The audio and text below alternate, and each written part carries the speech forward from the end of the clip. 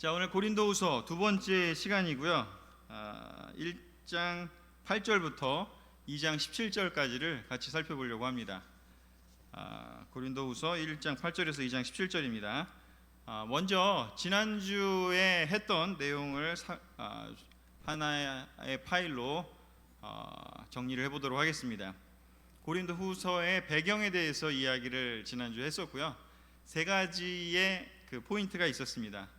첫 번째는 고난 속에 있는 사람을 위로하시는 하나님이라는 포인트였습니다. 고린도 후서는 그 무엇보다도 고난 중에 있는 바울, 바로 그 고난 중에 있는 바울이 자기의 마음을 나누는 그런 서신서이기 때문에 그 무엇보다도 고난 속에 스스로 위로를 받고 있는 그런 바울을 보여주고 있습니다. 하나님으로부터 위로를 받고 있죠. 여러분, 힘들고 좀 뭔가 고통스럽고 할 때 위로 받고 싶지 않으십니까? 네, 그때 아마도 누구 이렇게 친구가 됐던 뭐 부모님이 됐던 누가 됐던 사람의 위로를 우리는 기본적으로 필요로 합니다. 그건 너무나 필요하죠. 그러나 이제 궁극적으로는 이제 우리가 성장하고 성숙하면 사람의 위로도 물론 좋지만 그 이상 더 궁극적인 하나님의 위로를 기대할 수 있는 사람이 되는 것이 바로 제자로서 우리가 성장해 가는 그런 모습이 아닌가 생각이 됩니다. 그리고 사람의 위로는 일시적이기도 하고 또 여러 가지 어떤 그런 그 조사들에 의하면 사람의 위로는 조금 한계가 있다라는 것이 또한 사실입니다. 나보다 못한 사람, 나보다 힘든 사람, 나보다 뭔가 안 좋은 상황에 처하고 있는 사람을 위로하는 데 있어서는 이 마음에 있어서 진실성이 결여될 수도 있다, 이런 이야기가 그 심리학 실험에 나온 것을 제가 본 적이 있습니다. 자, 궁극적으로 그래서 우리를 진실로 위로해 줄 수 있는 분은 바로 하나님이라는 거죠. 세상 사람들은 알 수 없는데 우리 제자들은 바로 이 경험을 할 수가 있습니다. 그리고 이 경험을 해서 하나님의 위로를 이렇게 받아본 사람은 절대로 그 어떤 상황에서든지 간에 흔들리지 않게 되는 경험을 하게 되는 것이죠. 자, 그리고 두 번째는요, 우리의 고난은 다른 사람을 위로하게 한다. 지금 바울이 엄청난 고난을 겪은 이야기를 앞으로 이제 더 많이 나오겠지만, 그러한 그 바울의 고난을 통해서 바울이 다른 사람을 이제 위로할 수 있는 사람이 된 거죠. 내가 고난을 당하기 전까지는 다른 사람을 위로하기가 쉽지 않죠. 그래서 바울이 이 고린도 교회에 특별히 자비의 하나님, 위로의 하나님을 많이 언급하고 굉장히 섬세하고 세심하게 이 편지를 쓰고 있음을 알 수가 있습니다. 읽어보시면 느끼겠지만, 그래서 그렇게 할 수 있었던 이유가 무엇인지 바로 바울이 자기가 많은 고난들을 겪었기 때문에 그렇게 할 수 있게 된다라는 것이죠. 대표적으로 그 훨씬 이 고린도서를 쓰기 한 상당 기간에 전에 쓴 갈라디아서 같은 편지를 보면, 초창기에 쓴 편지인데 갈라디아서 같은 거를 보면 굉장히 전투적이고 위로라고는 전혀 보이지 않고 굉장히 이렇게 도전하고 굉장히 야단치고 뭔가 이렇게 그 부딪혀서 이렇게 이겨내는 그런 스피릿이 들어있다면, 이제 그 이후에 많은 고난을 겪은 바울은 이제 차원이 다른 글을 쓰게 됩니다. 바로 그것이 고린도서이기도 하고요. 또 나중에 감옥에 갇히면서 쓰게 되는 뭐 빌립보서라든가 또 디모데서라든가 이런 책들을 남기게 되는 것이죠. 점점 변해가는 것이죠. 바로 그것이 바로 바울의 그런 경험 때문입니다. 자, 세 번째, 바울이 얘기했던 것은 고난을 통해서 참 희망을 갖게 된다, 이제 이렇게 이야기를 했습니다. 우리가 사람을 통해서 얻는 희망이 아니라 진짜 희망. 왜냐하면 고난이 있을 때 비로소 진짜 나의 친구가 누구인지도 드러나고 또 진짜 내 모습이 드러나기도 하는 것이죠. 고난이 없으면 좋을 때는 사실은 뭐 누구든지 내 옆에 있을 수 있고 누구든지 함께 놀 수 있잖아요. 그러나 내가 정말로 고난을 겪게 되면 그때 진짜 희망이 무엇인지 가려져 있던 것이 이제 드러나게 되는 것이죠. 자, 이런 내용이 바로 그 1장 1절에서부터 7절에 아주 간략하게 나타나 있습니다. 요약적으로, 집약적으로요. 거의 모든 이 고린도 후서를 축약해놨다고도 볼 수 있는 내용이 들어 있었습니다. 그렇다면 이제 앞으로 이 내용들을 하나씩 실질적인 이야기들과 해서 풀어나갈 텐데요. 오늘은 그래서 1장 나머지 부분과 2장에 있는 부분을 좀 설명을 같이 해드리고 그 안에 들어있는 포인트들을 함께 나누고자 합니다. 자, 먼저 고린도후서 1장 8절을 같이 읽어보도록 하겠습니다. 1장 8절 같이 읽겠습니다. 시작. 형제 여러분, 우리가 아시아에서 당한 고난에 대해서 여러분이 모르기를 원치 않습니다. 그때 우리는 도저히 우리 힘으로 견뎌내기 어려운 고생을 겪었으며 마침내 살 희망마저 버렸습니다. 아멘. 이제 굉장히 중요한 이야기를 한 후에 이제 본격적인 이야기를 들어가야 되는데 해야 되는데 당면한 문제들을 이제 얘기해야 되는데 그것에 앞서서 바울이 뭐를 얘기하냐면 여러분, 형제 여러분, 나와 디모데와 디도와 또 실로아노가 아시아에서 당한 고난을 여러분들이 모르기를 원치 않는다. 여러분이 알기를 바란다고 이야기를 합니다. 그 어떤 서신에도 이렇게 바울이 자기가 고난당한 걸 별로 얘기하지 않는데 이 장면에서는 바울이 거의 1장의 이 초기부터 이렇게 본격적으로 자기의 고난을 전하기를 시작하고 있습니다. 그때 어떤 일을 겪었는지 도저히 우리 힘으로는 견뎌내기 어려운 고생을 겪었으며 마침내 살 희망마저 버렸습니다 라고 이야기를 하고 있습니다. 여기에 아시아라는 것은 아시아의 주도가 바로 에베소였습니다. 그래서 사도행전 19장을 여러분이 보시면 바로 고린도 후서를 쓸 바로 이 바울이 어떤 힘든 일을 겪었는지를 알게 됩니다. 그 19장의 내용을 다 볼 수는 없기 때문에 제가 그냥 간략히 말씀을 드리면 에베소에는 아데미 여신을 모시는 곳이어서 그 여신을 그 신전을 상대로 장사하는 사람들이 많았습니다. 그래서 그 은으로 된 신전에 관련된 물품을 납품하고 또 어떤 그런 상징 물품들을 팔고 수베니어 그 뭐라 하죠? 하여튼 관련된 것들을 물건들을 이렇게 팔면서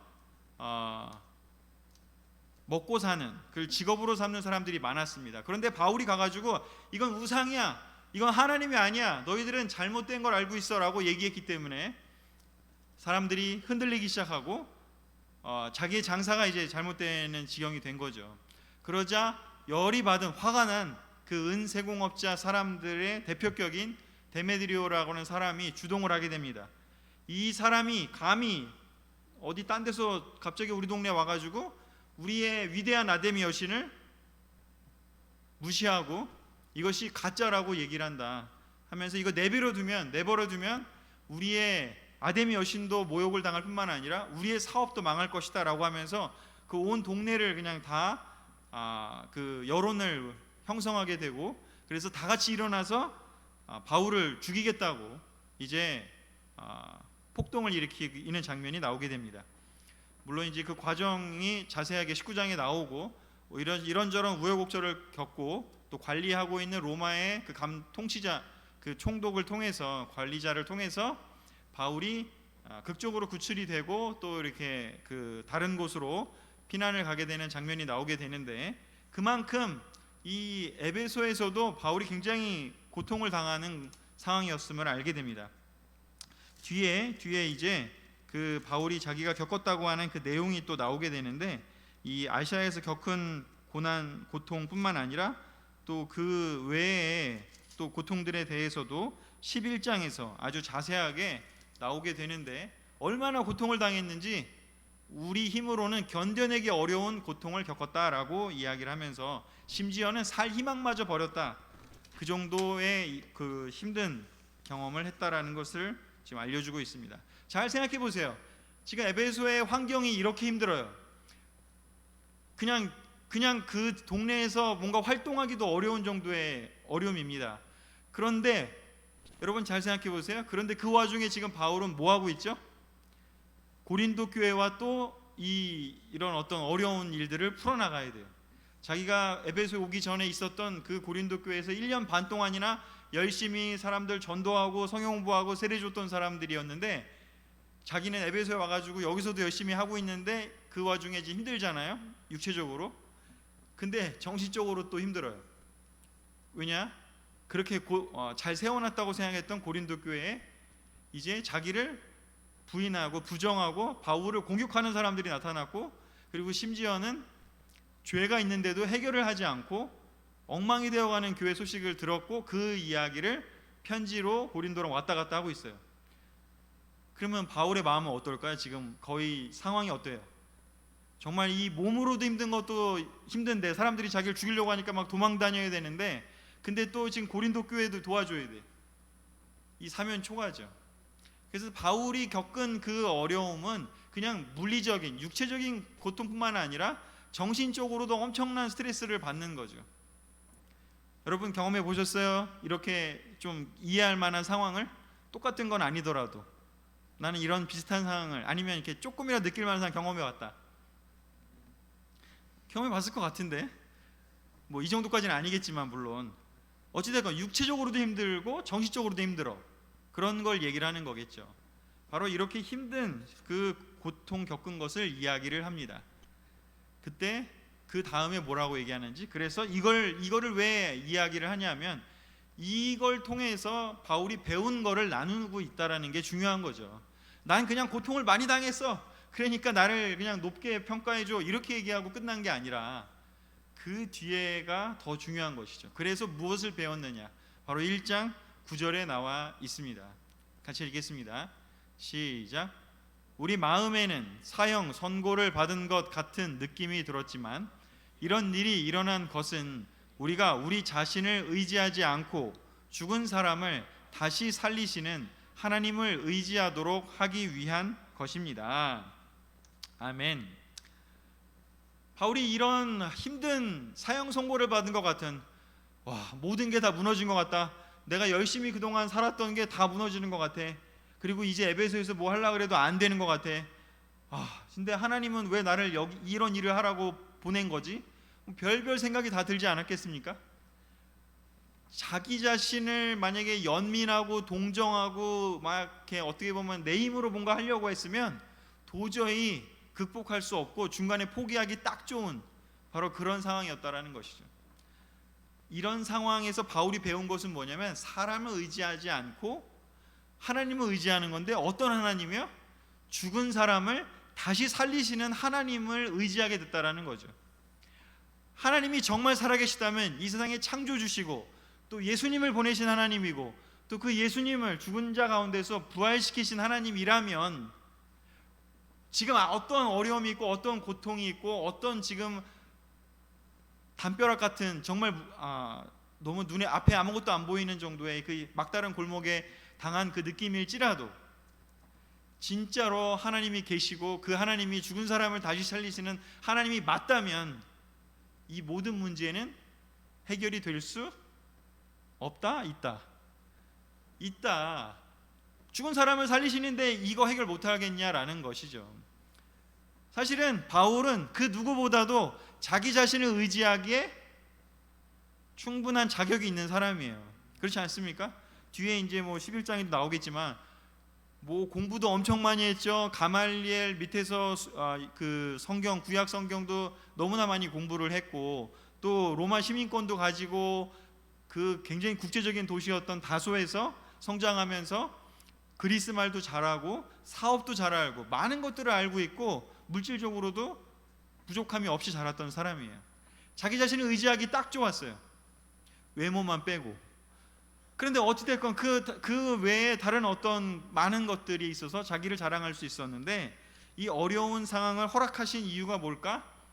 하나님을 온전히 의지하는 것을 배우도록 하나님이 나를 이 상황에 허락하셨다라고 바울이 깨달았다는 것이죠.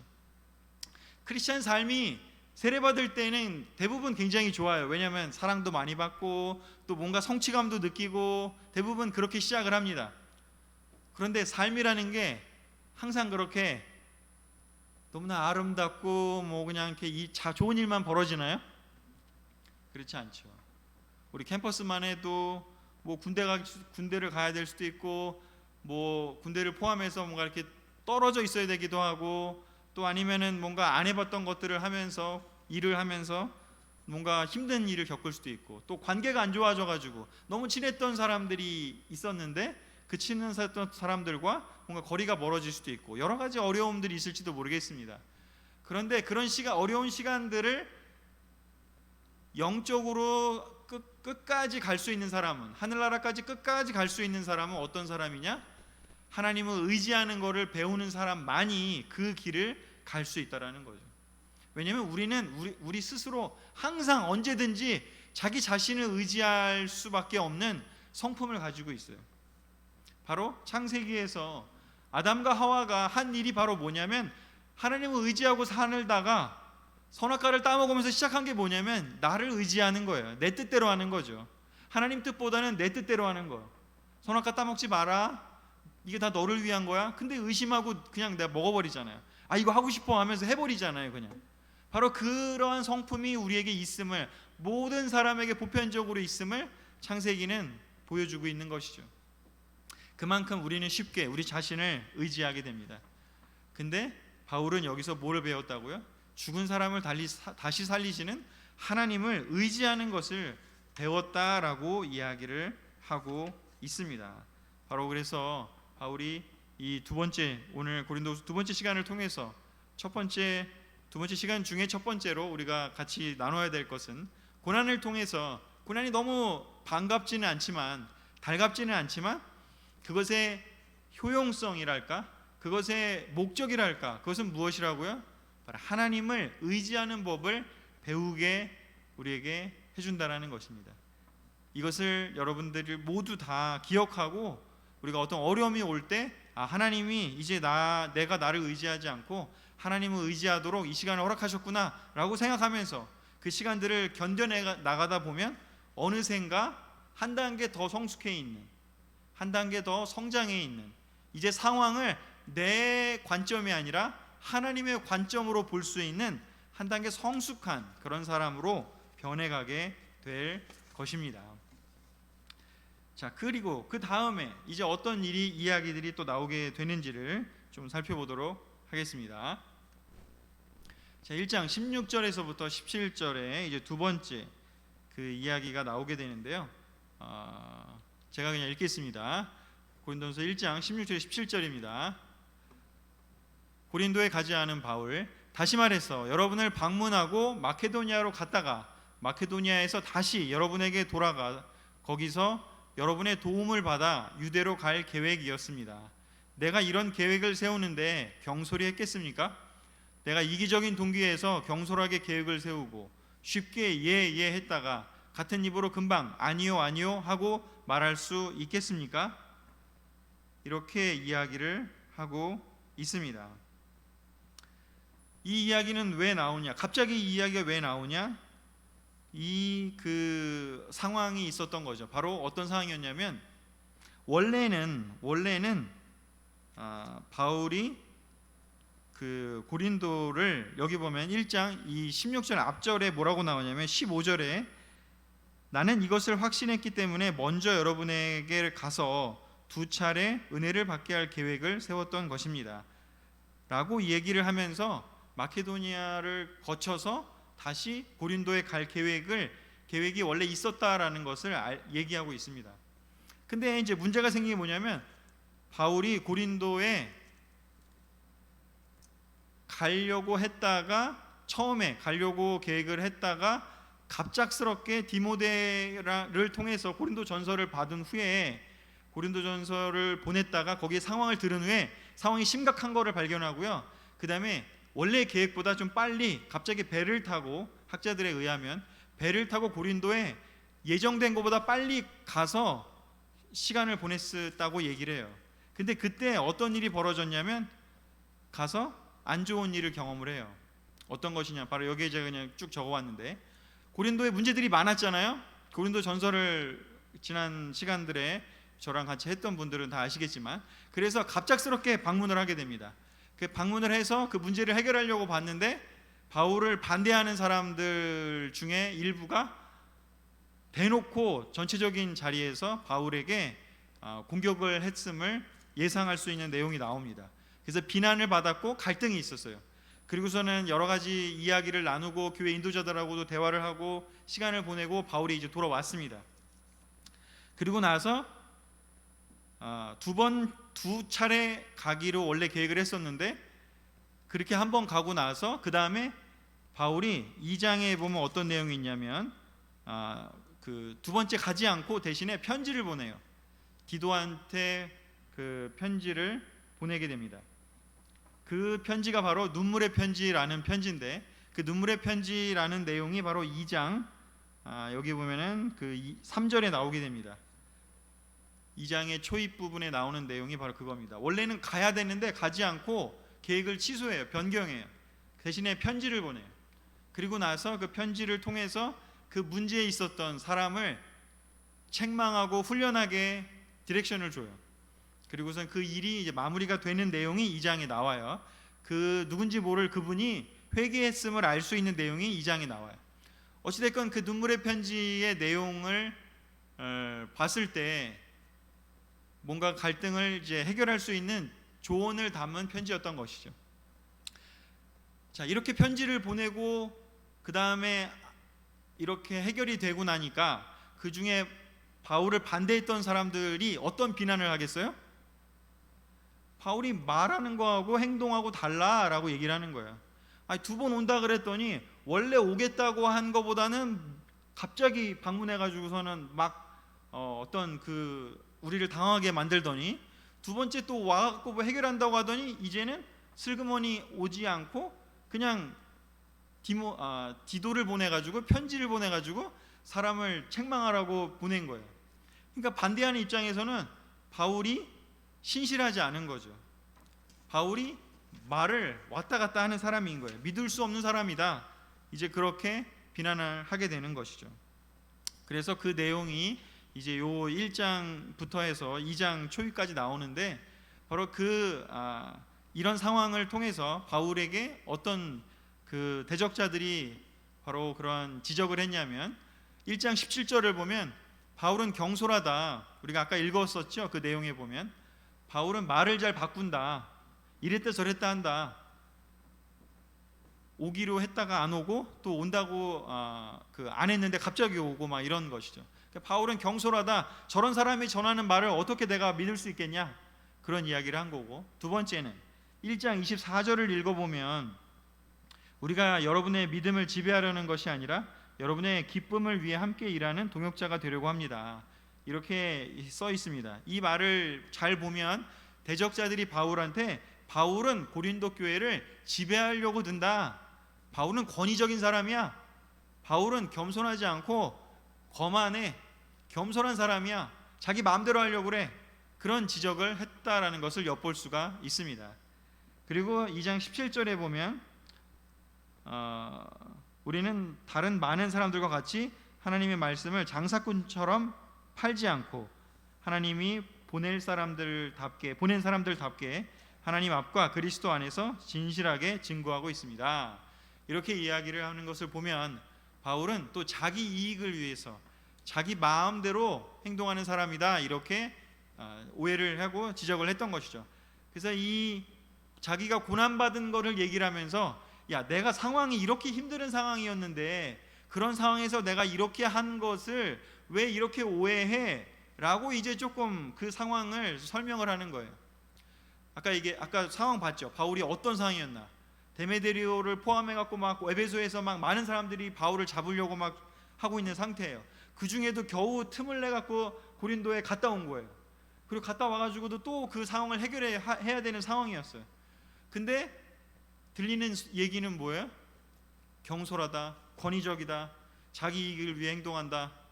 여러분 우리 교회가 아니라 바이블톡을 인도하는 사람들이라 해도, 아니면 부모님, 여러분 가정을 인도하는 거든 아니면 어떤 작은 조직을 인도하는 데 있어서도 인도하는 사람들은 항상 어떤 면에서는 지적을 받기 쉬운 자리에 있어요. 뭐 하나 이렇게 하려고 했다가 말만 바꿔도 경솔하다고 지적받을 수도 있고요. 또 뭔가를 좀 이렇게 나는 좋은 뜻으로 했는데도 지배하려고 해, 권위적이야, 이렇게 얘기당할 수도 있고요. 또 뭔가 하면은 이거 뭐야, 자기가 이익이 되니까 저렇게 하려는 거야? 이런 지적을 받을 수도 있는 거죠. 바로 이런 극심한 박해를 받고 있는 오해를 받고 있는 그런 와중에 몸도 힘들었지만 이런 정신적인 고통이 너무나 컸던 상황이었던 것이죠. 그래서 이런 상황을 바울은 어떻게 이겨냈느냐, 바로 이러한 상황을 이겨낸 비결을 바울은 이제 얘기하게 되는데, 그런 오해를 바울이 설명해 줍니다. 어떻게 설명하는지, 왜 그러면 내가 방문하지 않고 그 눈물의 편지를 보냈는지 그걸 설명하고 있어요. 그 내용이 이게 1장 23절과 2장 1절 9절에 나와 있습니다. 같이 한번 읽어볼까요? 시작. 내가 하나님을 증인으로 세워 말하지만 내가 고린도에 가지 않은 것은 여러분을 아끼는 마음에서입니다. 그러나 다시는 내가 슬픈 마음으로 여러분을 방문하지 않기로 결심했습니다. 나는 여러분이 모든 일에 순종하는가를 알아보려고 그 편지를 썼던 것입니다. 자, 여기 보면 바울이 왜 고린도에 그 두 번째 방문을 하지 않았느냐를 나오고 있는데, 그건 바로 뭐냐면 아끼는 마음에서 이렇게 했다라고 이야기를 합니다. 아끼는 마음에서, 경솔하거나 아니면 내가 그냥 권위적이라서가 아니라 여러분들을 너무나 아끼기 때문에 이렇게 가지 않고 편지를 쓴 거다라고 이야기를 한 거예요. 그리고 뭐라고 얘기하는지, 내가 다시 슬픈 마음으로 여러분을 방문하고 싶지 않다고. 바울이 지금 너무 힘든 상황이잖아요. 이 힘든 상황에서 뭔가 만나서 해결하려고 하면 여러분 쉽지 않겠죠. 그냥 좋은 상황으로 만나는 것에도 나를 막 공격하는 사람들하고 만나면 어렵잖아요. 근데 슬픈 마음으로 가서 만나면 자기도 뭔가 흔들릴 수 있겠죠. 그러니까 내 마음이 준비가 되지 않았다면 내가 가지 않는 것이 더 낫다고 생각을 했다라는 것이죠. 그리고 세 번째는 뭐냐면, 여러분이 모든 일에 순종하는가를 알아보려고 대신에 그 편지를 썼다라는 겁니다. 왜냐하면 지금 고린도에서 이 눈물의 편지를 쓰기 전에 방문했을 때 겪었던 그 경험이 무엇이냐면, 이 2장의 뒤쪽에 나오는 그 어떤 형제에 대한 이야기인데, 바울을 공격했던 그 형제, 그리고 그 공격했던 형제를 그냥 어떻게 보면 조금 단호하게 고린도 교회가 이렇게 뭔가 치리하지 않고 책망하지 않고 어떤 면에서는 좀 인간적으로 좀 내버려 둔 거예요. 그렇기 때문에 만약에 고린도에 있는 성도들이, 그 교회에 있는 성도들이 자체적으로 그러한 문제가 있는 사람을 딜하고 해결하고 조언해주고 책망하고 회개할 수 있도록 할 수 없다면, 꼭 누군가가 가서 그 일을 해결해야 된다면 그 교회는 계속해서 잘 살 수 있을까요? 어려울 거예요. 바울은 아마 그걸 느꼈던 것 같아요. 한번 가서 만나봤더니 이거 상황이 심각하구나. 이건 내가 갖고 해결하면 일시적으로 해결할 수는 있지만, 이게 내가 가서 해결해버리면 그냥 계속해서 앞으로 그렇게 될 수밖에 없겠구나. 그래서 그 교회 안에서 바울에게 적대적이지 않고 정상적으로 신앙생활하는 사람들이 그 사람을 잘 도와주고 책망하고 회개할 수 있도록 도울 수 있는지를 알아보는 것이 너무 필요하겠구나. 왜냐하면 그래야 희망이 있으니까. 자체적으로 해결할 수 있는 교회여야 바울이 외부에서 도와주는 게 의미가 있지. 바울이 모든 일에 가서 간섭해서 도와줄 수밖에 없는 교회라면, 스스로 해결할 수 없는 교회라면 그 교회는 살아남을 수 없을 거라고 봤던 겁니다. 그래서 편지를 썼고 그 편지대로 행하는지 안 하는지를, 순종하는지를 살펴보는 것은 매우 중요했던 거죠. 이러저러한 여러 가지 이유에서, 그리고 바울이 가면 굉장히 강하게 야단을 칠 수밖에 없지 않겠습니까? 그리고 그 형제뿐이 아니라 교회 전체도 아마 야단을 맞았어야 될 거예요. 왜냐하면 그렇게 어떻게 보면 치리를 제대로 하지 않고 그냥 내버려 뒀기 때문에. 그러저러한 상황에서 바울이 이렇게 자기가 왜 그렇게밖에 할 수 없는지를 설명하고 있고, 이 편지는 결과적으로 어떻게 돼요? 성공하게 됩니다. 그래서 뒤에 보면 디도가 이 편지를 보내고 그 후속 소식을 갖고 왔을 때, 이제 그 10장인가요? 11장, 이때 보면 이제 디도랑 만난 얘기가 나오는데, 디도가 가서 여러분이 잘 해결했다라는 얘기를 나한테 들려줘서 내가 너무 기쁘다, 그런 얘기를 하게 됩니다. 그리고 2장에만 봐도 이제 여러분들이 그렇게 치리한 책망한 그 형제가 회개했으니까 이제는 좀 다독여주고 이제 위로해주고 다시 공동체에 잘 적응할 수 있도록 도와줘라 라고 이제 얘기를 하게 되는 것이죠. 어찌됐건 이러한 오해를 받으면서 대신에 정말 섬세하게 이 고린도 교회를 도와주려고 했던 그 바울이 겪었던 그 오해의 상황을 생각해 보면 이 상황을 통해서 우리가 배워야 될 게 뭘까? 를 생각해 보면 이 포인트가 되지 않을까 싶습니다. 오해받을 때, 우리가 오해받을 때 누구라도 오해받을 수 있지 않겠습니까? 여러분 모두 오해를 받아본 적 있거나 오해를 앞으로 받을 예정이시지 않겠습니까? 그때 여러분이 어떻게 이겨낼 수 있을까? 바울처럼 하는 것이 영적으로 이겨내는 방법이 아닐까 싶습니다. 바로 이 오해를 받을 때 이겨내려면 하나님과 함께 해야 함을 바울은 이야기하고 있습니다. 바울이 이 모든 일들을 이렇게 침착하게, 아주 어려운 상황이었지만 아주 그냥 열받고 화나고 그냥 아이씨 나 안 해 이러고 팽개쳐 버릴 수도 있었지만 차근차근히 이렇게 해나갈 수 있었던 이유를 바울은 뭐라고 얘기하냐면 고린도후서 1장 12절에 그 비결을 얘기해 놓고 있습니다. 같이 읽어볼까요? 고린도후서 1장 12절 시작. 우리가 이 세상에서 특별히 여러분과의 관계에서 하나님이 주신 거룩하고 진실한 마음으로 살아온 것을 우리 양심이 증거하고 있으니 바로 이것이 우리의 자랑입니다. 더구나 우리는 사람의 지혜로 하지 않고 하나님의 은혜로 그렇게 했습니다. 아멘. 바울은 어떠한 사람들 간의 관계에서 힘들고 실질적으로 이 세상에서의 삶이 힘들지라도 포커스를 어디다 했죠? 그 사람들의 마음을 바꾸려고, 나를 오해한 사람들의 마음을 바꾸려고 어떻게 하면 저 사람의 마음을 바꿀까? 거기에 먼저 포커스했나요? 그렇지 않았습니다. 바울이 포커스한 건 뭐냐면 하나님이 주신 거룩하고 진실한 마음을 계속해서 가져가려고 노력했던 거예요. 하나님이 주신 거룩하고 진실한 마음을 하나님이 알고 계시기 때문에, 그리고 그게 우리의 자랑이기 때문에 그거를 내가 간직하고 하나님이 해결할 때까지 내가 천천히 좀 힘들지만 기다리면서 또 하나씩 차근차근히 해결해 나가면서 그 결과가 풀어질 거라, 하나님이 풀어줄 때까지 그것을 뚜벅뚜벅 걸어 나가야겠다라는 생각을 했던 것이고, 그리고 그 과정에서도 사람의 지혜가 아니라 하나님의 은혜로 그렇게 했다라고 이야기를 하고 있습니다.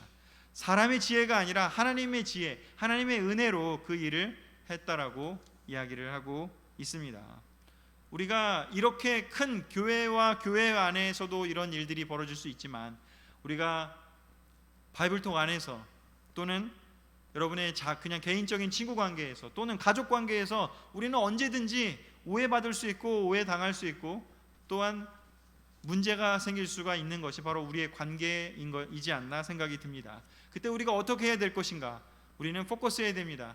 사람을 바꾸려고 하는 것이 아니라, 상황을 바꾸려고 하는 것이 아니라 하나님이 주신 거룩하고 진실한 마음을 살펴보고, 내 마음을 살펴보고 지속적으로 그 내 마음이 옳다면 내가 하는 행동들이 조금 지혜롭거나 조금 덜 지혜롭거나 조금 더 지혜롭거나 이 차이일 뿐이지, 결국에는 내 마음이 하나님 앞에서 올바르다면 그 일들은 반드시 해결될 것이라는 것을 믿는 그 믿음을 가져야 한다는 것이죠.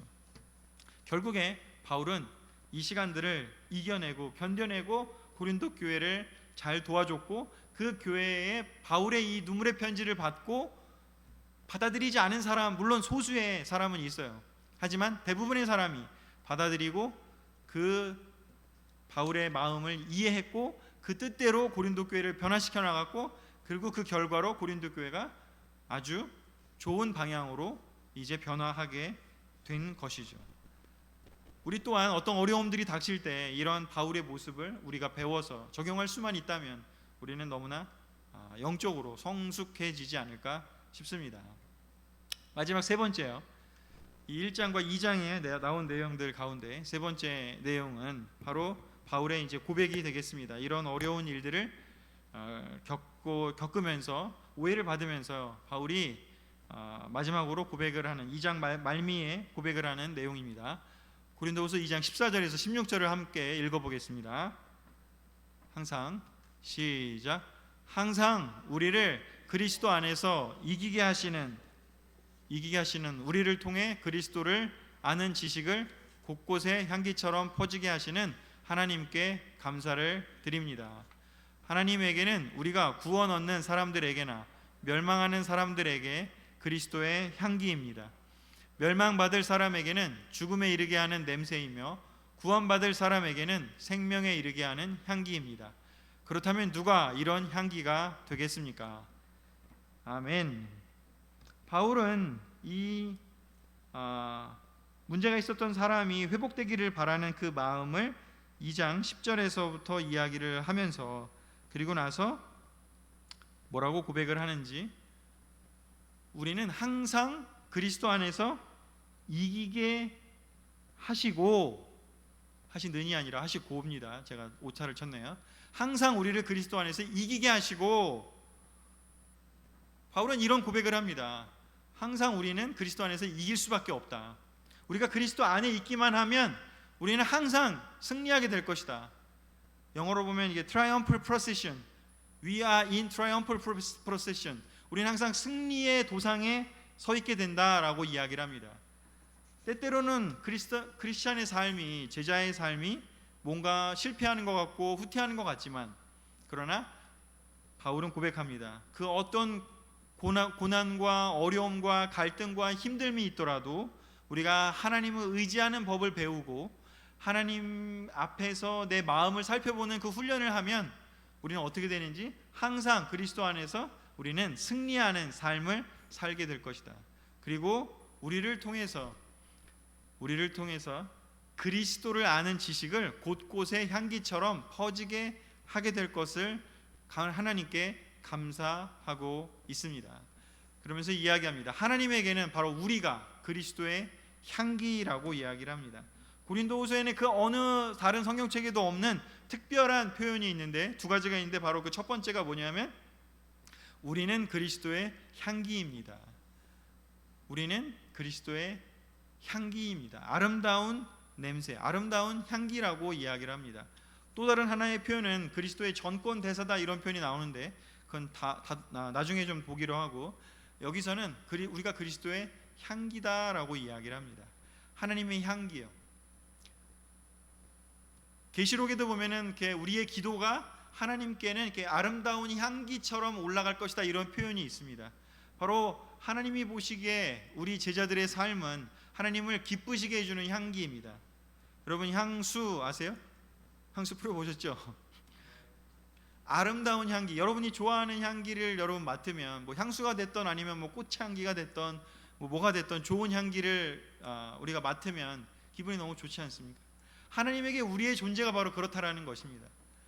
그리고 우리가 우리를 통해서 예수님을 아는 지식을 곳곳에 향기처럼 퍼지게 하게 될 것이다 라고 이야기를 합니다. 그런데 그 뒤에 제가 적어오진 않았지만 이 앞장에 나오네요. 이 향기가 구원 얻는 사람들한테는 향기가 될 거래요. 우리가 하려는 게 구원을 얻게 될 사람들한테는 향기처럼 될 거래요. 그런데 멸망받을 사람들한테는 우리의 그 예수님을 전하는 게 어떤 냄새로 전해진대요? 죽음에 이르게 하는 냄새가 된대요. 근데 구원받을 사람에게는 생명에 이르게 하는 향기가 될 거래요. 바로 누가 그런 향기가 될 것인가? 바로 우리가 그런 향기가 되어야 되지 않겠냐라고 이야기를 하고 있습니다.